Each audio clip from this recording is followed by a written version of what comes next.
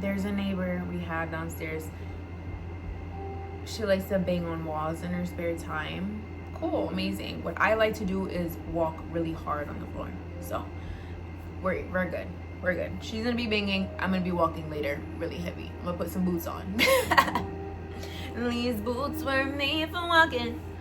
But let's talk about narcissistic family system, family dynamics. So no,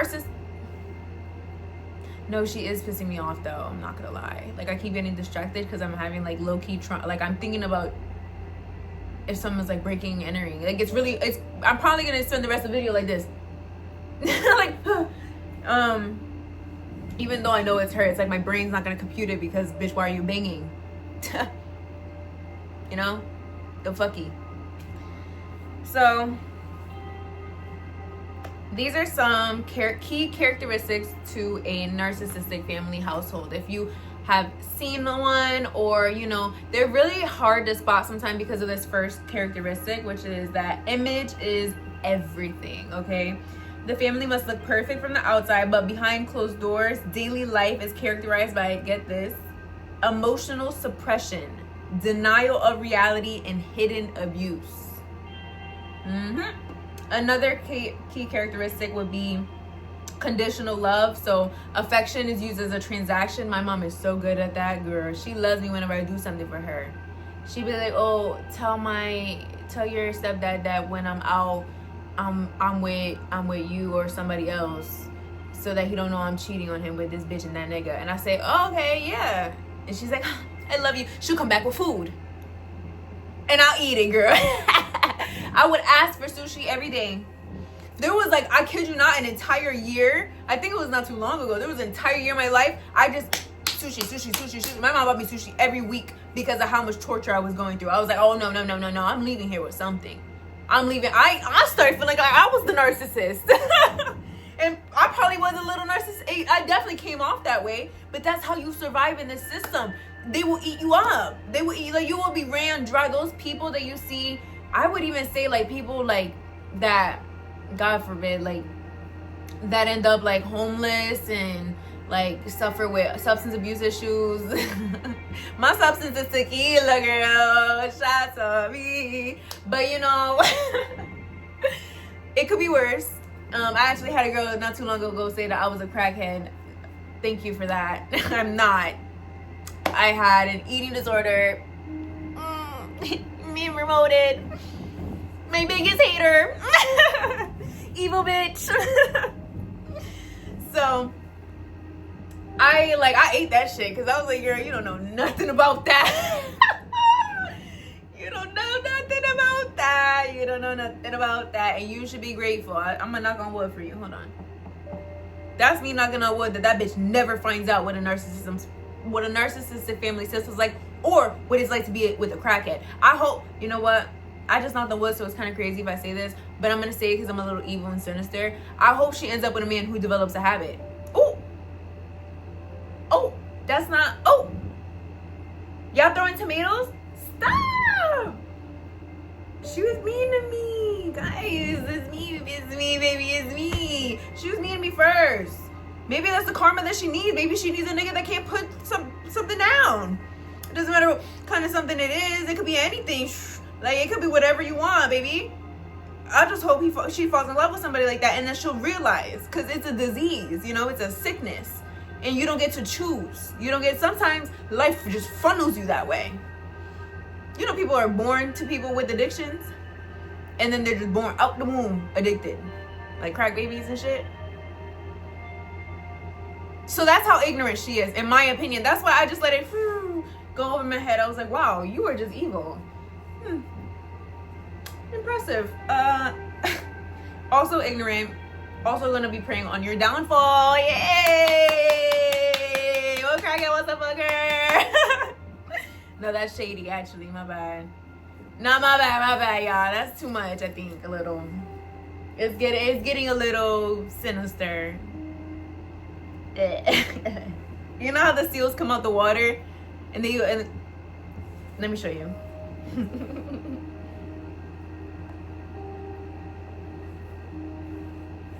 This is me.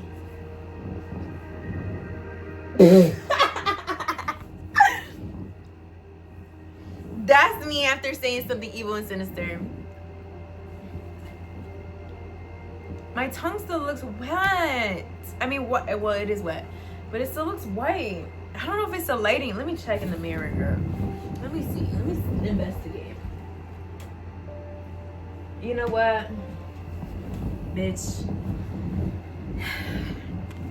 I don't care. I don't care, y'all. I don't care. I had a tough upbringing, so sometimes my tongue's white. Okay, there's worse things to have. Like some bitches, I don't know about her. I don't know if it's her. I'm not saying it's her. I pointed over there. It might not be her, but there's some bitches that have BV. But she was double dipping with a bunch of niggas. She was doop, doop, doop, doop.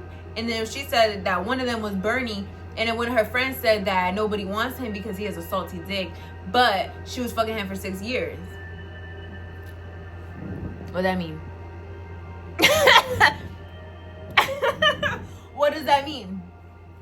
Perhaps she enjoys salt? Let's move on. No boundaries. Oh, that's another one. Parents often snoop, invade privacy, or punish children for saying no. Children grow up learning to confuse pain with love and respect with strict obedience. So this is something that I'm actually still working myself out of. Like, I really do struggle with maintaining proper boundaries. Like sometimes, like, because of the way my abusers have taken advantage of my boundaries, it's like really hard for me to even know what a real boundary should be, because I wasn't allowed to have any, you know what I mean? I wasn't allowed to keep notebooks, you know, and journal about my feelings. I would, and tell the truth in it. I just found out not too long ago. My stepdad was telling my aunt that I was actually talking shit about her in the journal. I was like, wow, what journal? When did you have the time to read it? You dumb fat bitch. When did you have the time to read my journal? I'm 25. You know what I mean? Like, I'm a 25-year-old adult. I've been paying rent 2 years here, $250 a month to live here. When did you have the time to walk into the room I pay to live in and look through my shit? Huh? Okay, let's move on. I digress. I'm not gonna get the answers. They're never gonna be honest about it. That's why I'm on the internet being messy, because image is everything. Like they said, image is everything. They're telling everybody right now I am schizophrenic, bitch. And you know what? Yes. A fucking schizophrenia. That's me. Okay, now leave me alone. Get off the page. Get off the page. Don't worry about and stop going through the books. Stop looking through the books and looking for clues and shit. Then stop. You know what I mean? That's what I think about the situation. So again, back to what I was saying about the boundaries. I had to learn through experience what proper boundaries are and what they aren't. Like, I didn't know what I should be lenient about, because there's times like this. For example, this wasn't the first time they read my journal. Like, I had that having that happen since I was like I probably learned to write, you know? So I never had a place. That's why I'm so bold on the internet, because this is something that it comes off to other people probably really like I have a talent, or I'm like fearless, you know what I mean? Like, oh wow, she's so confident, she's putting herself out there. I could never say that. I didn't get a fucking choice. All my thoughts are either they're just up here, and there's no safe place for me to put them. I don't know how to trust the right people, because I wasn't set up to trust the right people, you know what I mean? I had people violating me in private, taking money from me, and then lying about, and then who knows what other stuff they said about my whatever I say in my journal has nothing to do with anybody. What if I'm not ready to talk to that person, right? What if I did? Okay, I was talking shit about my aunt. Okay, what if I wasn't ready to discuss it? What if I was just letting my thoughts out? You see how that's a violation? You see how they're nasty? You see how that's nasty? Yes or no? Because what they do is they put themselves in a place that they shouldn't be. That's that boundary. This is a boundary. This is my journal. This is my feelings towards somebody. This is my experience. This is something I'm working through. And what they would do is like this. And then they take it and then they make it theirs. And it's like, whoa, this was never a boundary for you to cross. this was not a message for you to deliver, whether I said it or not. It wasn't your place. Sometimes things just aren't your place. And narcissists, oh my God, if they hear that, if they think that, they literally start going crazy. I kid you not. Have you heard of narcissist? I'll show you. I'll describe it. Narcissistic rage. Oh yeah. Narcissist, it's a literal thing. I kid you fucking not. This is a definition on, this is backward, on Google. This is I'm not making shit. I'm not fucking schizophrenic, girl. This is real life shit. Like, people are really like this. It's happened so long, over such periods of time, they had to document and write books about people like them. Do you understand what I'm saying? Like, is this too woke for y'all or what? Because I know I'm speaking like really passionately, really emotionally, and it comes off like I'm just like venting about, oh, I'm just because this is what they tell people actually. I'm just a little girl mad about my, oh, she's just having a little age. She's always been a little expressive. Oh, you nasty bitch. That's, my mom says that all the time. She just wants to talk about her feelings. Oh, she says so many feelings. She's just a little girl, feelings. Like, no, bitch, I'm a grown ass woman and you're digging in my fucking shit. You want to dig my butt? You sound like you want to dig in my butt. You want to be in my business so bad. I don't want to be in your butt. I don't know what you do with that thing. So, narcissistic rage, which she will be experiencing if she ever watches this video and hears this statement. I wouldn't know because she's blocked. They're actually all blocked. They're probably cussing me out right now, girl. Anyways, narcissistic rage is an extreme, disproportionate outburst of, this is another one. This is when it gets a little more sinister. The more sinister narcissist, the narcissist with less self-control have the outbursts. Like the crackhead that she was talking shit about me, he's not my real dad, by the way, but he is a crackhead and he has narcissistic rage. Like, he is like, I'm pretty sure he's like diagnosed as bipolar as well. But he's just like, rah, rah, rah. Like, anybody, you say one sentence, oh, I don't agree with that. I don't think that's true. Why would you disagree with me? I'm your daughter. You're supposed to know. No, I know what I'm talking about. I always know what I was talking about. I always know what I was talking about. You never know that. Ah. And I was like, oh, right. I'm gonna go. No, you can't leave. Why would you leave? You're always trying to leave me. Whoa. I don't want to go. Question mark. What if I just stay here and stare at the wall? Yes. They love that. They love when I did that. When I would just sit there and just sob in silence and just stare into nothingness, they would be like, you're finally listening. You finally understand now. That's what my mom was stepping, because she's the other one. She's the little sinister one. She was just stepping. She'd be like, we're doing this because we love you, right? You just don't understand. You're just so fucking slow, Cassidy. You're just so... Oh, that's my real name. But that's how effortless, you saw. I just... Like, it really... I heard that my entire life.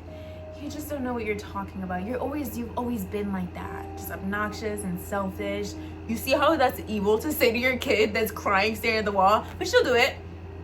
You've always been like that. There's something wrong with you. But we love you even though there's something wrong. Bumbaclats. Okay, mother. Okay, sister queen.